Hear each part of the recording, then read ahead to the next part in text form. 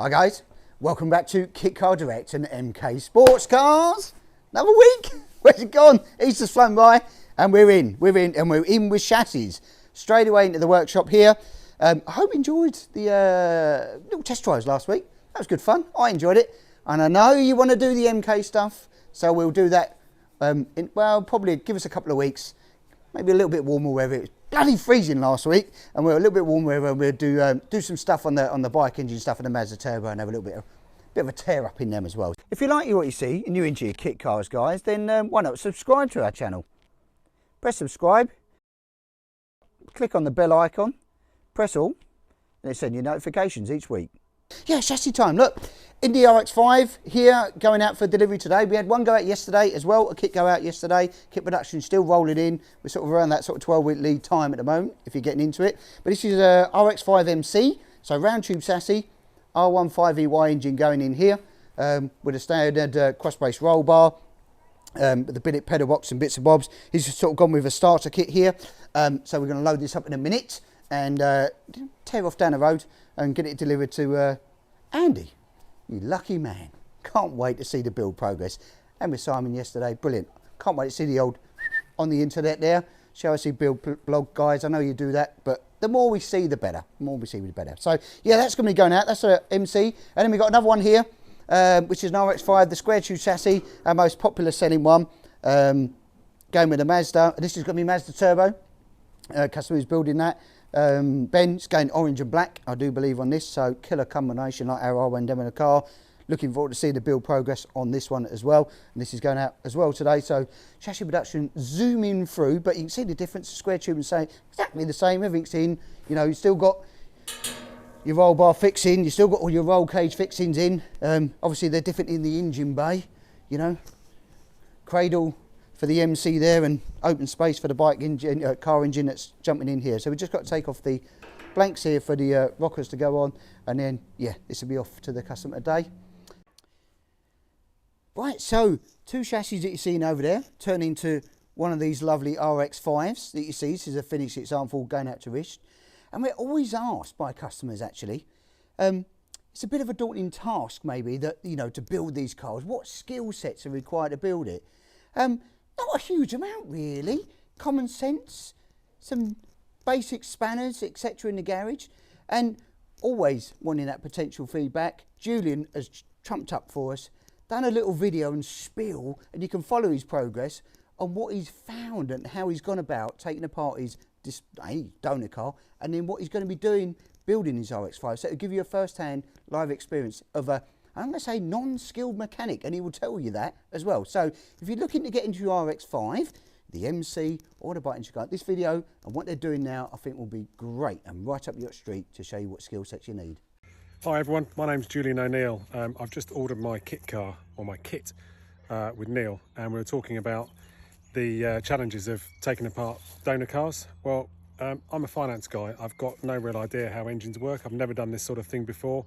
But I picked up my donor MX-5. It's a X-Plate 1.8S. Picked it up on Thursday. Today is Wednesday, and I've had a good old go at it. So what I have is a few tools, new socket set, and a trusty old Haynes manual, plus the WhatsApp group that people have joined, and trusty old YouTube. And so far, well, I've taken a load of this stuff out, and as I've done each thing, I've figured out what it is. And I've learned as I've gone along. I've figured out what does what connects to what. So that's all come out. On the inside was my first job. I took all the interior out on the first day, and I'm now at the point where all the rear harness is out. Obviously all the interior is out. The dashboard's all out, and I'm now just in the process of pulling the loom through from the engine bay into the passenger compartment, and obviously from the back into the other compartment. Just got this final section to do here. Obviously steering column's all out as well. Next job is to disconnect the body from the power plant frame and lift that off. So I've just had an engine hoist from one of my mates delivered. So hopefully, it's Easter weekend this weekend, hopefully take off doors, bonnet, boots, roof, and undo a few bolts underneath and take the whole thing off. So that's where I've got to so far, 5 days in. And I think, as I said to Neil, if I can do it, anyone can do it. All right, cheers everyone. Okay, we're on to used cars here, really. We've got a little 5-blade car coming, little 919 blade, Indy Classic chassis. This car's come in, we've purchased this car. And if you're looking to sell your car, guys, you've got an Indy, especially an MK Indy that you're looking to sell. And I don't know, you don't want a less hassle sale and you want to come into us and have a chat about selling your car or us selling it for you, then give us a hook up, Facebook, email, phone call even, all of them work for us. But yeah, we had this it was going to go up for sale, but it sold within about 24 hours of having it, I think. So we've had quite a bit of interest in it, but really clean car, nicely detailed, and it's been very well maintained over the years.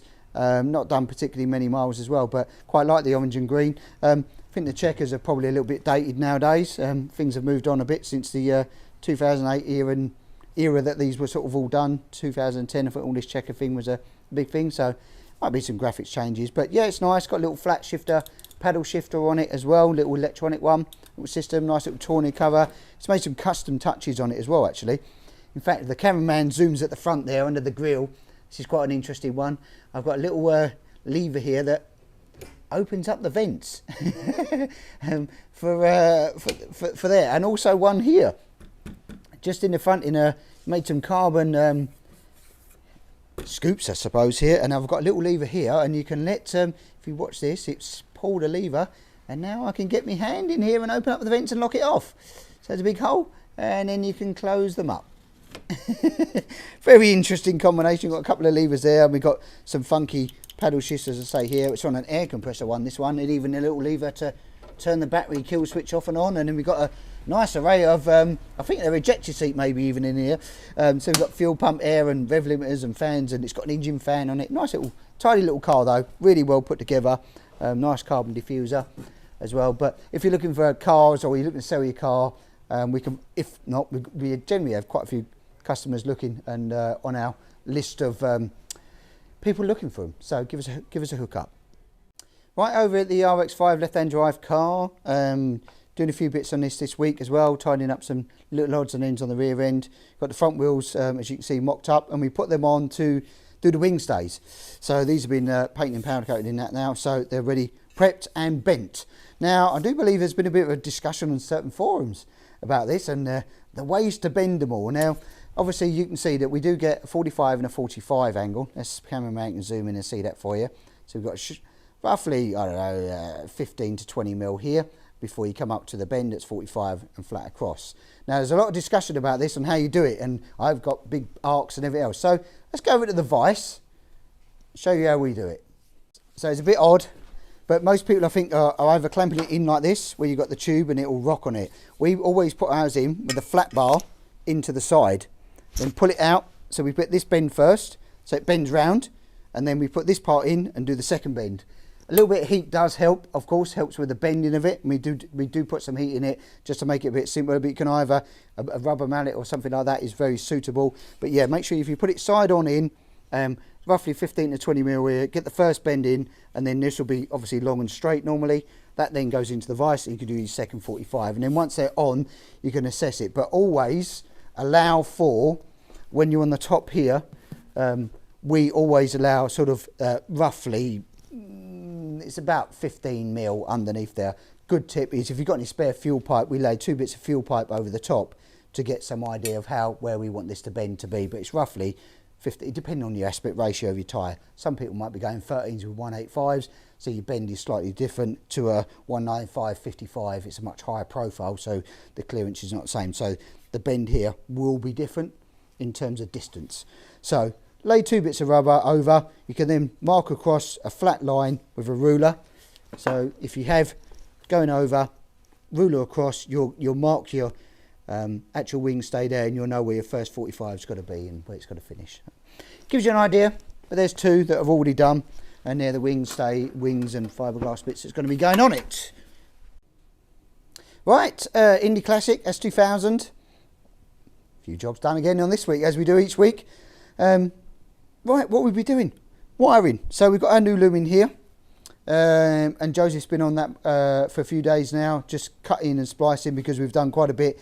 We've got all the omics management, so all, as we said to last week, all of that was wired in now. So all the engine harnesses is done. We finished all the final bits of the plumbing for the coolant lines is done. Topped up some fluids, as you know, last week. Oil, coolant's gone in here.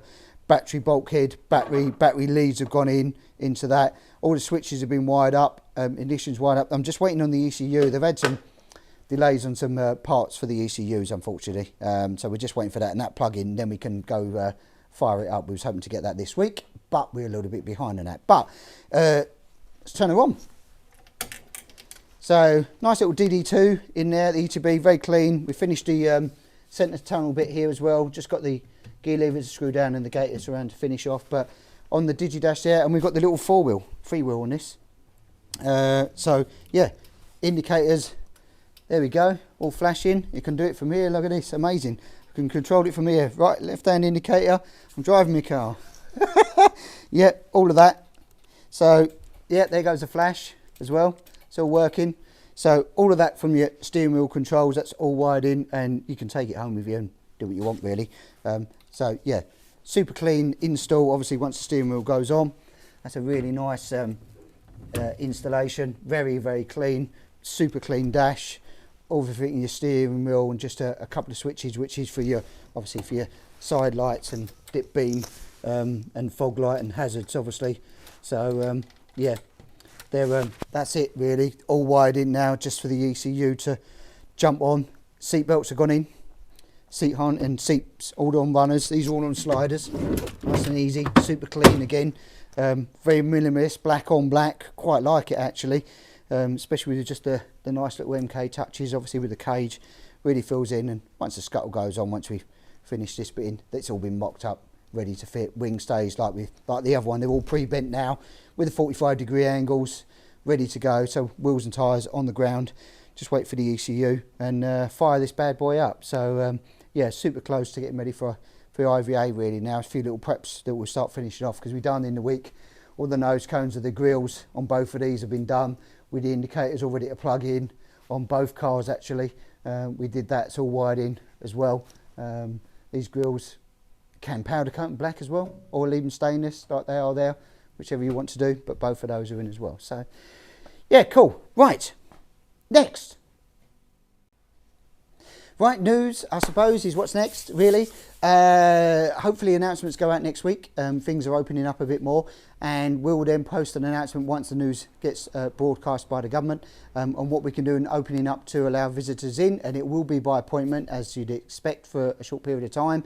Appointment only, so we can come and look at the cars. Hopefully we can start getting test drives done as well. So barring the news and what gets announced and no radical changes to that next week, we should be able to then open our doors a little bit more freely for customers coming in by appointment, which will be nice to see some people. It'll be amazing. Although we do limited things, we'll be able to do a little bit more and hopefully show you around what's going in the factory and at the showroom as well, which is what we're preparing for that, you know, so people can look round at their leisure by appointment in the showroom, look at the cars, whether it be the Indy, the Striker or the Phoenix. All of those will be available as well. So yeah, that's kind of it for this week. Remember, subscribe down there, guys, if you like what we do and see what's going on. Catch up with Julian, keep an eye out for him and he's building his progress, and all you other super builders that are out there. Like to see the posts and how you're getting on with your pictures as well. So yeah, like, share, you know where we are. Catch you next week.